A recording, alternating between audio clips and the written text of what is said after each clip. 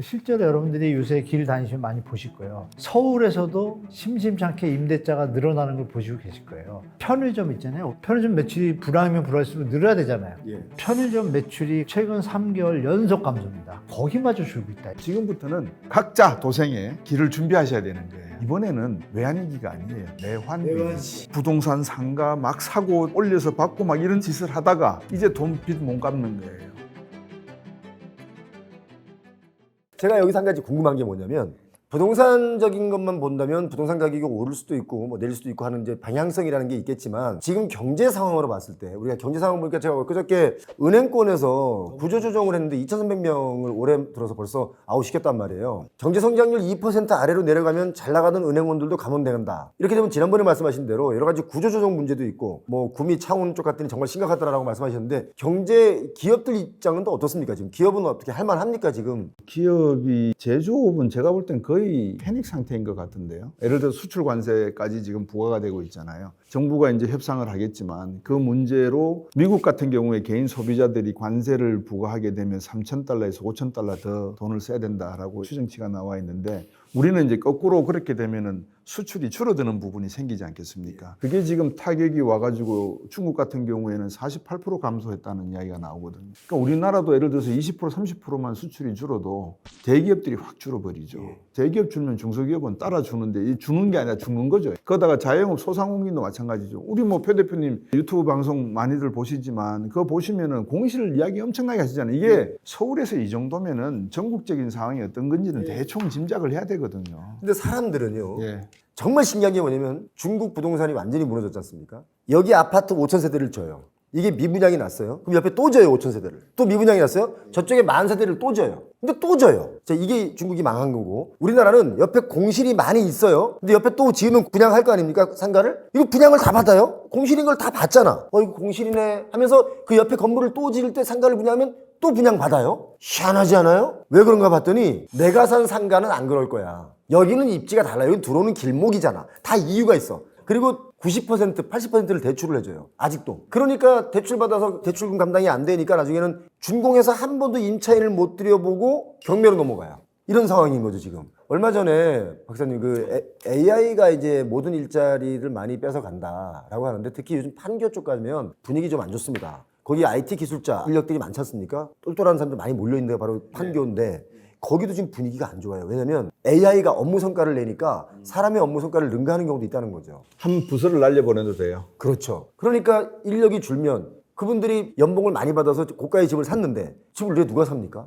그러니까 제가 계속 그 물건을 여쭤드리는 거예요. 예를 들어서 경제학 원론에 보면 average fixed cost, 고정 비용만 나오면 variable cost가 들더라도 말씀하신 대로 사무실 짓는 게 낫다. 내가 이자 내고 뭐 해도 집값이 올라가고 상가 가격이 건물 가격이 올라가니까 고정 비용이 커버가 되면 내가 여기다 임대가 들어오든 나오든 이거는 둘째 문제고 일단은 집 짓고 보자라는 게 경제학 원론에 나오는 이야기예요, 사실은. 근데 이게 경기가 좋을 때는 부드럽게 넘어가면서 아무 문제가 없고 고정 비용과 가변 비용이 다 같이 상승을 하거나 줄어버리니까 큰 문제가 없는데 지금 상황은 그게 아니거든요. 고정 비용이 계속해서 올라가는 상황이에요, 지금. 그러니까는 이자를 못 내게 되면 건물을 통째로 날려야 되니까 아까 경매 이야기 하셨잖아요. 그런 상황이 지속이 되는데 주택담보대출 가게 자영업 하시는 분들 500만, 700만 되시는 분들이 주택담보대출 비용이 엄청나거든요. 제가 볼 때는 한 가계대출이 우리가 한 1,700조 정도 된다고 하는데 800조에서 900조 정도는 자영업자분들이 또 추가를 해야 될 것 같아요. 그러면 이거 어떻게 비용을 충당을 하죠? 그러니까 계속해서 아까 말씀하신 그 다음 세대가 들어오고 그 다음 세대가 들어와서 이렇게 이제 물이 밀어내듯이 바다로 갈 사람들은 바다로 가시하고 밀어내는 물이 있어야 되는데 밀어내는 물이 없으니까 여기서 썩는 거예요. 다 죽어서 온갖 썩은 냄새가 진동할 거를 한 10년 되면은 보이는데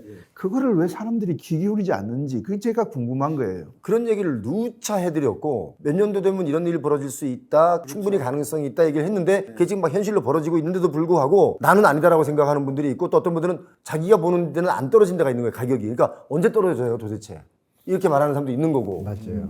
그저 산업활동 동향 지수 보시잖아요, 교수님. 금융안정보고서라고 매년 2번 나오잖아요. 근데 작년 보고서에 지금 말씀하신 이제 우리 자영업 뭐 이렇게 막 말씀 나눴는데 대한민국이 IMF 때도 저는 그 정도 아니었다고 생각하는데 지금 이자 보상 비율이라고 있잖아요. 1 미만이면 1년 동안 영업을 했는데 이자도 못 내는 거 아니에요. 이 기업의 비율이 우리나라 고용의 90%가 중소기업이 되고 있잖아요. 90%의 거대한 대한민국을 유지하는 중소기업들의 몇 프로가 지금 이자도 못 낼까요? 45%인가? 정확하십니다. 예. 44.8%. 근데 이게 40%대에서 이거 45%가 되는데 몇 년 안 걸린 거예요. 급속도. 계속 늘어나고 있어요. 그럼 저는 요새 6월 달 금융안정보고서 이제 또 나오잖아요. 네. 거기에 지금 사실 기대를 많이 하고 있어요. 좋은 기대와 나쁜 기대. 그러니까 이번 정부에 조금 아쉬운 게 뭐냐면 마치 나라가 내일 모레 되게 좋아질 것처럼 그렇게 너무 과대하면 안 돼요. 10년 대기를 가야 된다. 내 때는 이거 경제가 활성화하기는 어렵다. 활성화하는 기반을 만들겠다 이러고 갔어야 되는데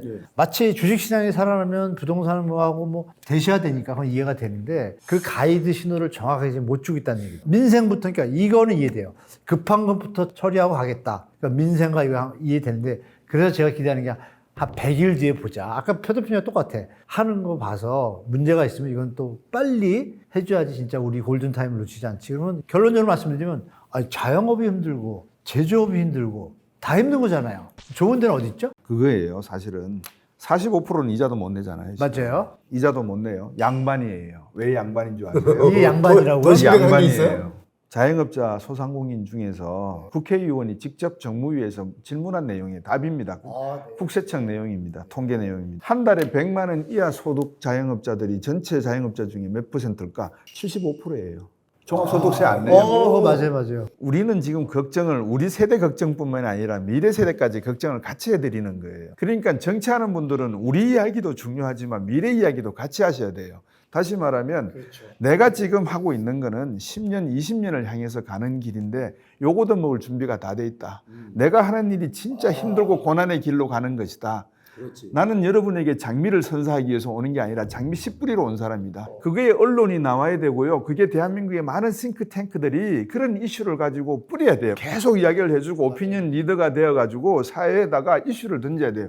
집이 왜 필요하죠? 투기를 하기 위해서요. 자녀분들이 힘들시다고요? 그러면 만약에 경제 성장률이 우리가 3%, 4%로 복원을 시켜놓으면 과연 그렇게 걱정하실 필요가 있을까요? 그럼 3, 4% 가기 위해서는 우리가 지금 무엇을 해야 될지 이 정부는 무엇을 고민해야 될지 10년 뒤에 만약에 이게 효과로 나타난다 그러면 여러분들 주택담보대출로 그냥 연금으로 받으셔갖고 편하게 지내시고 자녀분들은 스스로 일궈서 사시게 할게끔 내가 정책을 읽어가면 되지 않겠습니까? 뭐 그런 식의 뭔가를 믿음을 주면 되지 않을까? 지금 저 이재명 대통령도 그 말씀을 하셨어요. 지금 IMF급의 위기다. 맞아요. 그런데 그걸 받아들이는 사람들은 그렇게 못 느끼고 있고 계속 부동산은 펌프질 된다. 부동산이라는 얘기를 자꾸 하는 이유가 경제에서 크게 차지하잖아요. 그러다 보니까 이제 사람들이 부동산에 많이 꽂혀 있는데 지금 상업용 부동산 시장이 아직까지는 이제 마지막 숨을 헐떡거리고 있지만 곧 문제가 크게 터질 거라고 저는 봅니다. 지금 아파트에 모든 사람들이 꽂혀 있기 때문에 이게 약간 그늘에 가려져 있거든요. 상업용 부동산 시장 우리 한문도 박사님 어떻게 보세요? 제가 볼 때 이 현상은 이제 시작이라고 봅니다. 물론 2, 3년 전부터 나오기 시작했지만 본격화되는 시점이 이제 들어온 것 같아요. 박사님도 잘 아시지만 경제 상황이 녹록해야 수입이 늘어야 쓰는 게 많아지고 상가도 매출이 오르고 할 텐데 지금 그런 상태가 아니거든요. 그래서 실제로 지표로 나타납니다. 우리 한국부동산원에서 이제 데이터를 집계해서 내는데 공공기관은 거기밖에 없고 민간은 이제 뭐 신영 114나 이렇게 여러 기관들이 있는데요. 다 비슷해요. 비슷한데 지금 우리가 세 가지로 구분하죠. 중대형 상가하고 소규모하고 집합 건물. 우리가 보통 정상적인 공실을 아파트 주택 같은 경우 2, 3% 보고 많으면 4% 보거든요. 상가 같은 경우도 5에서 한 6% 봅니다. 그 정도는 이제 회전이 돼야 되고 비었다 가니까. 근데 이걸 넘어서면 이제 조짐이 이상해지는 거예요. 근데 지금 말씀드린 중대형 상가면 되게 큰 것들이잖아요. 이게 다 13%, 12% 있습니다. 10% 넘고 세종 같은 데는 지금 25% 되는 지역도 많아요. 말이 25%죠. 텅텅 비어 있는 데가 뭐 센 거죠. 또 시흥시에 아시겠지만 서핑보드장 우리나라의 그 웨이브 최초로 서핑보드 그 시흥 거북섬 있는데 거기는 95%입니다. 공실률이. 그 제가 22년, 3년에 이미 제가 거기 취재를 다 해서 페어모티브에서 그걸 여러 번 얘기했어요. 95%고 소규모 상가가 있고 이제 집합 건물이잖아요. 집합 건물도 10%가 넘어요. 그럼 이것도 이제 문제가 생기기 시작한 거고 소규모가 이제 자영업자분들 뭐 3층, 4층으로 이런 것들이잖아요. 얘도 7%를 넘은 거예요. 실제로 여러분들이 요새 길 다니시면 많이 보실 거예요. 서울에서도 심심찮게 임대차가 늘어나는 걸 보시고 계실 거예요. 강남도 지금 붙으면 오래 가요. 예전에는 몇 개월 있으면 소화가 안 되고 있고 그래서 상가 경매 데이터가 잘 안 나오잖아요. 상가 경매가 스물스물 이제 나오기 시작했습니다. 드디어 서울, 강남도. 그럼 여러분들이 판단하실 게 다른 데는 어떻게 했어요?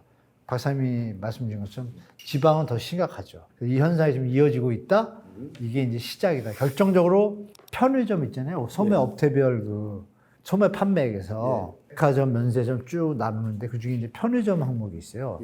대한민국에서 제 기억에 편의점 매출이 감소했다는 얘기는 들어본 적이 없었는데 최근 3개월 연속 감소입니다. 그러면 이거는 뭐예요?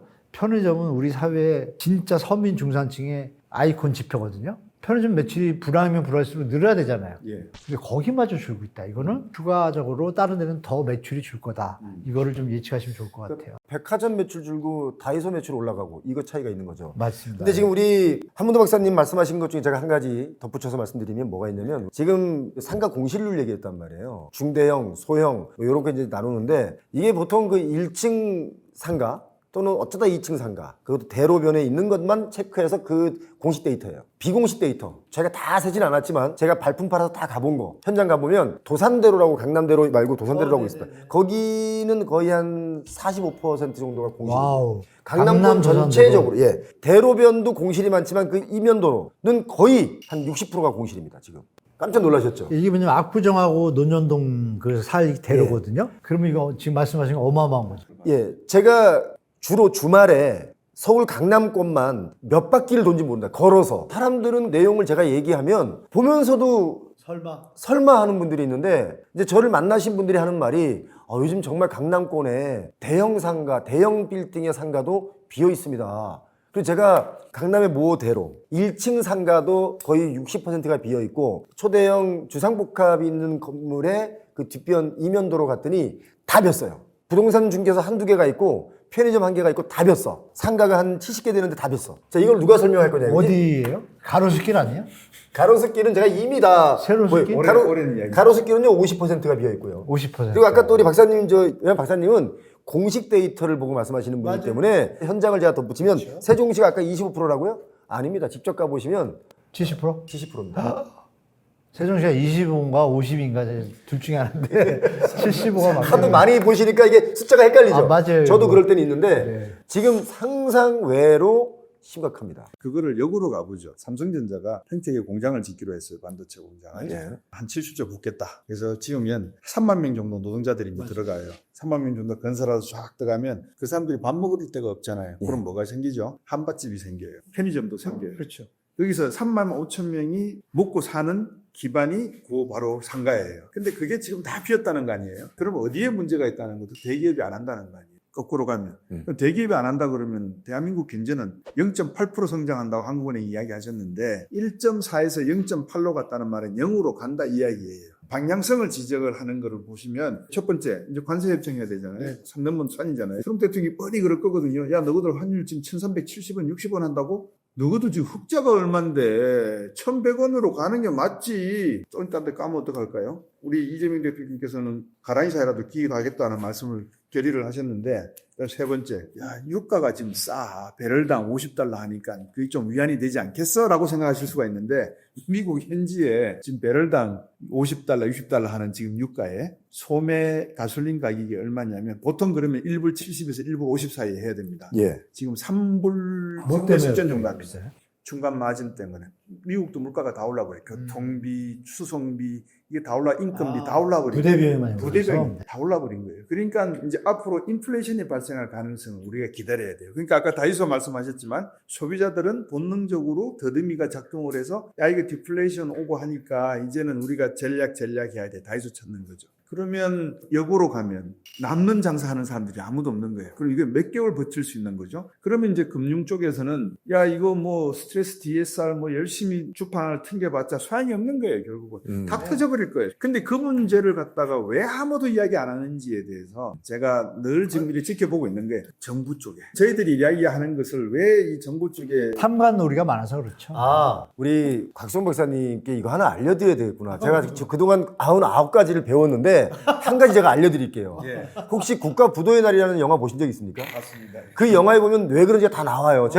저는 최근에 3번 봤거든요. 지금 너무 유사한 일들이 벌어지고 있는데 과연 우리 관료 정책 하시는 분들이나 정치하시는 분들이 이 내용을 알고 있을까 해서 제가 그 영화를 최근에만 3번 봤어요. 거기 보면 발표하시죠. 이 위기를 알려야 됩니다. 발표하시죠. 해도 안 하잖아요. 바로 그거예요. 그러니까 알리면 불안해한다 이거. 그래서 아까 우리 한문주 교수님하고 표현 대표께서 그 말씀 주셨잖아요. 기득권 대 비기득권의 세상이다. 양극화의 세상이다. 그랬잖아요. 사람을 잘 쓰셔야 된다는 말씀을 제가 좀 드리고 싶은 거예요. 아니 저는 곽수영 박사님 자주 뵙긴 하지만 만날 때마다 여쭤봐야 되는데 하면서 놓친 게 하나 있는데 그 질문이 뭐였냐면 사실 경제 성장률 0.8%의 성장률일 것이다라고 전망을 했는데 더 내려갈 수 있잖아요. 확률이 지금.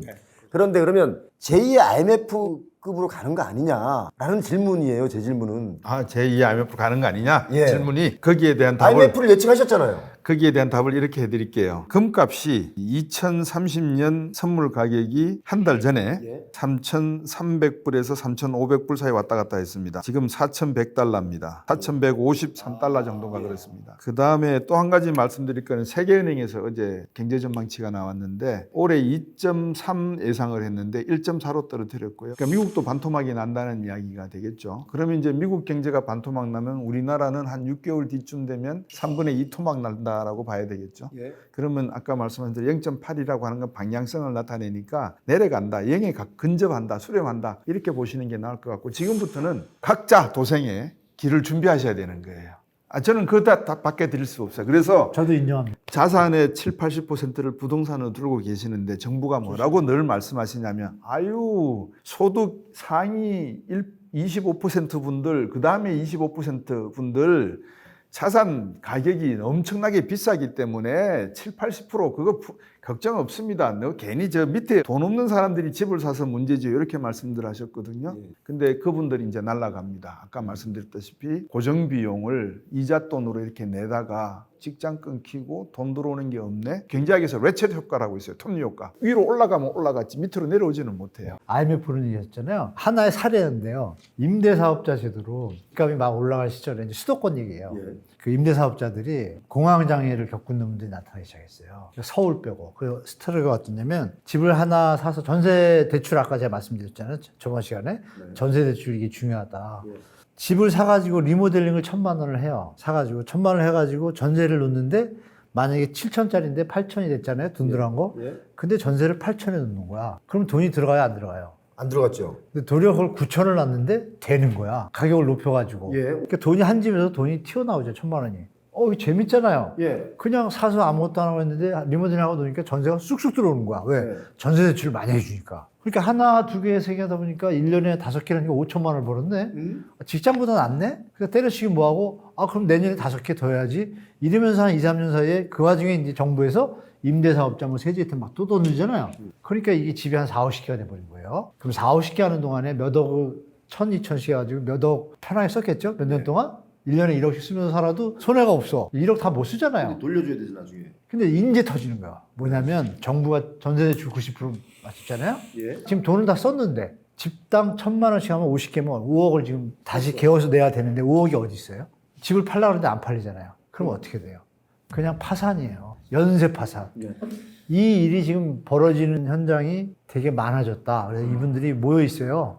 이거 이제 역전세 사기예요. 이분들이 하소연하는 게 뭐냐면 이거예요. 나는 사기의 뜻이 없어요. 없는데 정부가 전세 대출을 줄이니까 원래 사기꾼들은 없어지는 거 말고 우리는 본의 아니게 피해자다. 임대인이 피해자라고 지금 얘기하고 있는 거예요. 여기서 분쟁이 벌어지죠. 그럼 이게 어떤 현상이에요? 뭔가 지금 말씀하신 스물스물 어떤 이상한 현상들이 자꾸 나오는 거예요. 그래서 이 중에 하나가 이런 사례가 있다. 98년에는 외환위기죠. 왜냐하면 그때는 김일성 대통령께서 돈 마음대로 써. 투자해. 규제 다 풀어줄게. 너가 마음대로 돈 빌렸어. 그래서 막 돈 빌려가지고 투자하고 과잉 설비, 과잉 투자. 그게 이제 돈을 확 쪼아버리니까 결국은 태국 무너지고 다 무너진 거예요. 근데 이번에는 외환위기가 아니에요. 내환위기. 외환위기는 우리가 수출이 안 되고 경상수지 적자가 6개월 연속 나고 이래 놓으니까 갚을 돈이 없어갖고 결국은 밖에서 빌린 돈을 못 갚으니까는 외환위기가 나서 이자값이 20% 올라가고 난리가 났는데 이번에는 우리가 이제 경험해 봤잖아요. 외환위기를. 그래서 기업도 그렇게 과잉 투자를 많이 안 해요. 근데 안에서 부동산 상가 막 사고 뭐 올려서 받고 막 이런 짓을 하다가 이제 돈 빚 못 갚는 거예요. 제가 할 수 있는 방법을 지금 대통령이나 정부 관계자분들께서는 페니맥, 프레디맥 같은 거, 캠코 같은 거 이런 제도를 빨리 공부하셔가지고 아까 말씀하신 LH나 SH를 동원해가지고 무너지는 것들이 있잖아요. 이거를 정부 돈으로 사들이셔야 돼요. 그 방법을 고민하실 수밖에 없어요. 제가 볼 때. 근데 지금 워낙 뭐 덩어리들이 큰데 정부 돈을 어떻게 다 사는 게 지금 적자예요. 전세 보증 책임 못 져요 지금. 그래서 이제 농협, 축협 이렇게 금융기관들이 있잖아요. 5대 금융기관들. 이 조사를 해봐야 된다는 거죠. 거기 자기들 배당하느라고 돈 없어요 거기도. 제가 볼 때는 새마을금고는 상당히 어려운데 왜냐 그러면 이 친구들은 팔아먹을 상품이 별로 없잖아요. 그러니까 여기는 부동산 투자를 많이 했단 말이죠. PF 대출도 많이 하고 브릿지로. 그러니까 여기는 볼 게 없는데 5대 은행하고 농협, 축협, 수협 같은 데에서는 사고는 치긴 쳤는데 조금은 돌릴 수 있는 자금이 있고 캠코 같은 경우도 자금이 있으면 소방수에서 초기에 불을 잘 잡으면 일단 잡을 수는 있거든요. 그 기대를 해보지 않나 하는 생각에서. 왜냐면 제가 엊그저께 너무 가슴 아픈 얘기를 내가 들어가지고 잘 영업하던 식당이 문을 닫는 거예요. 왜 문을 닫습니까? 그랬더니 자기가 영업을 한 30년 했는데 지금처럼 어려운 적이 없었고 또 이게 정말 매출이 줄어드는 과정과 나가야 되는 돈들 뭐 배달이면 배달 뭐 많이 있지 않습니까? 그러니까 나가야 되는 돈들이 굉장히 기업수로 늘어난 경우가 없었다. 그래서 이걸 내가 장사를 할 때까지 하다 보면 결국 다 들어먹고 없을 것 같다라고 해서 지금 가게를 내놨는데 마침 누가 그 가게를 산다 그래서 넘기는 거예요. 근데 그분이 하신 말씀이 왜 가슴이 아팠냐면 넘겨도 불편해요. 왜냐면 그분은 천천히 이 가게가 없어지는 걸 모를 거예요 라고 얘기하는 거예요. 그러니까 그만큼 우리 이 지금 시장 자체가 어려워졌다. 자기는 그나마 이걸 눈치를 빨리 채서 빨리 나오는 경우다 라고 말하는데 너무 가슴이 아픈 거예요. 제가 그 말 듣고. 그러니까 우리 경제가 저는 경제학에 대해서 잘 모르겠지만 지금 그렇게 가고 있지 않느냐 전체적으로. 네. 맞아요. 그렇게 가고 있어요. 강남에서 선능력 부근에서 택시를 잡는데 택시 하는 분이 여성분이셨어요. 저 영종도에 50채를 임대 사업하고 계셨대요. 그게 지금 코로나 때 항공기가 안 떴잖아요. 승무원들이 다 나가버린 거예요. 그래서 지금 어떻게 해야 될지 모르겠어요. 이자값 내려고 지금 개인 택시를 하고 계신다 그러더라고요. 그것도 양반이에요, 지금 상황은. 제가 볼 때는. 그때 그분께서 정신을 차리셔갖고 코로나가 끝났을 때 50채에서 한 45채를 팔아버리셨으면 지금은 두 다리 뻗고 주무실 수가 있는데 그 당시 저한테 어떤 이제 이 부동산 사업하시는 분이 그 영종도에 상가 건물을 분양을 이제 한다고 그러는데 저는 이게 사실 보였어요. 말렸어요. 이거 지금 아니다. 그런데 막 분양을 또 열심히 하시는 분들은 막 이게 좋다고 또 막 홍보해서 팔려고 애를 쓰는데 제가 보는데 그게 굉장히 안 됐어요. 뻔히 안 되는 걸 보고 있는데 이게 계속 가고 있단 말이죠. 얼마 전에 또 어떤 시행사 하시는 분이 저를 찾아와서 정말 너무나 당당하게 이제 물류센터를 자기가 시행을 한다는 거예요. 그래서 다 듣고 나서 제가 한마디 했습니다. 그거 이미 3, 4년, 4, 5년 전에 유행이 지났고 그걸로 거덜난 시행사가 한두 군데가 아닌데 뒤늦게 지금 그걸 타냈더니 이 사람 모르는 거예요. 아니 시행사가 그것도 모르고 어떻게 시행을 합니까? 아니 전문가 이런 부동산 전망하는 분들 몇 사람 한두 명만 얘기만 들어봐도 아는 내용을 왜 본인은 모릅니까? 지금 몰라서 지금 이렇게 경제가 어려워지는 거를 알지만 체감하지 못해서 망하는 분들이 꽤 있을 수 있다. 2019년도에 제가 이름만 대면은 아시는 그룹의 부회장으로 있었습니다. 예. 그때는 경제학자가 아니었고요? 아니었고요. 실물 경험을 예. 있으면서 회장님에게 보고를 드렸어요. 회장님, 지금 갖고 계시는 부동산 정리하시고 환율이 그때 1160원, 70원 할 때입니다. 300만에서 500만 달러치 달러를 좀 사놓으시면 좋겠습니다 라고 했더니 이 양반이 무슨 말씀을 들었냐, 달러 사는 거는 말씀을 들었어요. 근데 부동산 정리를 못 하셨어요. 왜냐하면 여기는 다른 제조업이 아니고 준금융사이기 때문에 다른 걸로 수익을 낼 수 있는 게 없어요. 부동산 가격이 올라가야지만 수익이 나요. 근데 제가 6년 전이잖아요. 정리하십시오 라고 말씀을 드렸는데도 돈이 아까워서, 부동산이 아까워서 지고 못 놓는 거예요.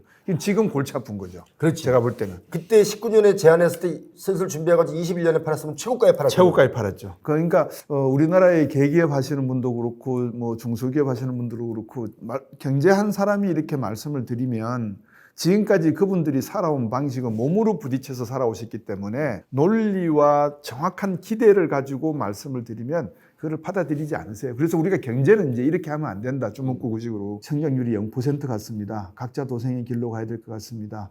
부동산 갖고 계신 거 있으면 두 채 있으시면 한 채는 파시죠. 빨리빨리 파시길 바래요. 빚 정리해야 된다. 빚 정리해야 된다. 자, 우리 지금 혹시나 위기라는 게 안 오면 땡큐, 오면 진짜 위험하잖아요. 그래서 땡큐 위기가 안 오면 땡큐는 아니죠. 위기가 지금 안 오면 나중에 더 크게 터지니까 땡큐가 아닙니다. 일시적 땡큐지 이거는. 이자 얘기를 하셨잖아요. 이자 문제는 다 표 대표님도 말씀 주셨는데 전세 대출 얘기를 제가 계속 하는데 그 미국이 이제 서프라임 터질 때 스토리가 아시지만 대출 금리 중에 땡땡 AR의 뭐 두 가지 스타일이 있는데 하나가 뭐냐면 초반에 거치를 해줍니다. 이자를 싸게 내게 하다가 5년 차, 3년 차부터 변동금리가 적용이 돼요. 근데 얘가 5년 동안 그러니까 이자를 싸게 내니까 배팅이 들어간 거예요, 다들. 충분히 이자를 못 갚는데 이자를 갖다 낮춰주니까 어떻게 돼요? 고이자는 싼 건 낼 수 있잖아요. 그럼 5년 뒤에는 못 내잖아요. 못 내니까 미국이 어떤 작전을 쓰냐면은 그러면 그 이자를 또 반으로 줄여가지고 기간을 늘려주는 거예요. 평생. 그러니까 우리가 60 사는데 뭐 80년에 가면 나눠지니까 적잖아요. 그걸로 버티는데 뒤에서 말씀드렸던 사주는 사람이 없으면 어떻게 되죠? 못 버티잖아요. 이게 이제 터져가지고 던진 건데 우리나라가 지금 이자 상황이 어떠냐면 주택담보대출이 2017년, 18년부터 똑같은 짓을 했어요. 미국이랑. 서프라임 터진 걸 아는데도 이 금융위원회가 제대로 감독이 안 된 게 나타나는 게 뭐냐면 혼합형 고정금리. 예. 들어봤죠? 예. 우리가 고정금리는 들어봤는데 혼합형 고정금리는 뭐야? 이게 지금 제가 말씀드린 미국의 서브프라임하고 똑같은 거예요. 이 짓을 하고 있는 거예요, 지금 정부가. 5년 동안 이자 싸게 내다가 6년 차부터는 비싸게 내야 돼? 그러니까 일단 배팅하라 이거예요. 그럼 이분들이 어떠냐면 또 기존 대출할 때 신규 대출 잔액 기준이 있고 기존 대출이 있는데 이분들은 대출 투입 경로가 신규 대출하고 틀린 거예요. 그러면 기존에 대출 받은 거에 가상금리 들어간 데다가 다른 시스템으로 들어가요. 이분들이 지금 못 버티는 분들이 되게 많아요. 그래서 보도에서 보셨죠? 영끌 경매 계속 늘어나. 요새 나오는 거예요. 이분들이 뭐냐면 18, 19, 20에 샀죠. 18, 19, 20에 산 사람들이 이자를 내고 버티다가 지금 정부가 조금 낮추니까 숨 쉬는 것 같지만 집을 팔라 그랬겠죠. 근데 언제 팔라 그랬을까요? 22, 23, 24에 팔려고 산 거예요. 못 팔았잖아요. 그렇지. 특히 서울은. 그러니까 25년도에 팔려고 막 했는데 집값이 막 뛰니까 팔면 되는데 이걸 또 멈칫하고 또 살짝 뒤졌어요? 그럼 다음에 어떤 일이 벌어지겠어요? 욕심을 내다가 말씀대로 이자를 못 버티면 우리가 상상 못하는 일이 벌어질 수 있는 시장이 주택담보대출, 그러니까 악의 유혹이죠. 이걸 받았던 영끌 세대들이 못 버티는 사람들이 7, 8, 90에 어떻게 나타날지 우리가 봐야 돼요. 이때 만약에 집값이 약간 다운된다면 어떻게 돼요? 멘붕 오겠죠. 그래서 아까 말씀드렸던 임대사업자 공황장애뿐이 아니라 이런 분들이 공황장애를 겪을 수 있는 분위기가 지금 가는 초입이다. 그래서 정말 조심하셔야 된다고 말씀드립니다. 지금 이제 또 새 정부가 출범을 했기 때문에 이제 또 새 정부 때는 또 사실 앞으로 잘 정책을 만들라고 응원을 보내줘야 되지 않습니까? 그래서 좀 좋은 정책 잘 만들어서 우린 이런 위기를 잘 이겨내는 그런 시기가 됐으면 좋겠고 또 지금 금리가 하락한다. 너무 그거에 기대서 또 부동산 영끌, 무자비한 투자 이런 거 좀 조심해야 될 때다라는 말씀을 드립니다. 자, 귀한 시간 그리고 곽수정 박사님 그리고 한문도 박사님 모시고 함께했습니다. 자, 머니인사이드 집값이 하고 싶다. 오늘 순서 여기서 마치도록 하겠습니다. 고맙습니다.